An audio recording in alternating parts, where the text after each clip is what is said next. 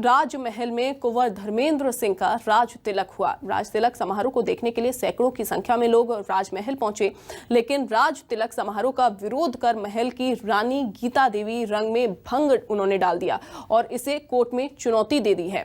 सत्य राजमहल में चल रही विवाद पर देखिए हमारी ये खास रिपोर्ट।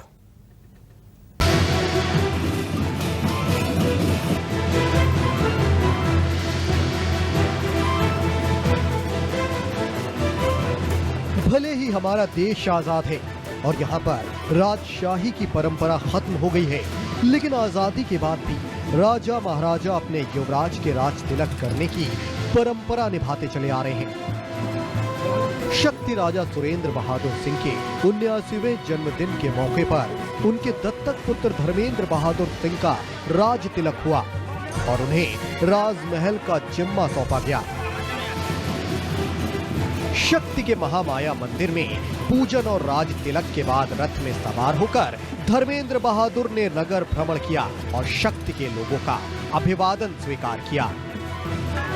उन्होंने कहा कि अब राजा महाराजा का वक्त नहीं रहा, महल की परंपरा को निभाया जा रहा है। हमारे परिवार के लोग सेवक के रूप में काम करते रहे और आगे भी इसे निभाया जाएगा। उन्होंने राजमाता के विरोध को पारिवारिक मामला बताया। हम जनता के बीच में जाएंगे, उनका सेवक बनकर उनके बीच में रहेंगे, हमेशा राजा बनकर सेवक बनके। हमारे पुरखों ने, हमारे खानदान ने हमेशा सेवक बनके ही जन सेवा की है शक्ति की, वैसे ही मैं करता रहूंगा आगे। वही राज तिलक समारोह में जेसीसीजे के प्रदेश अध्यक्ष अमित जोगी भी शामिल हुए और नए राजा को शुभकामनाएं दी। श्री सुरेंद्र बहादुर सिंह जी और मेरे पिताजी के बहुत गहरे संबंध रहे हैं। उनके परिवार में कार्यक्रम का आयोजन किया गया है। आज उसमें उन्हें अपनी शुभकामनाएं देने आया।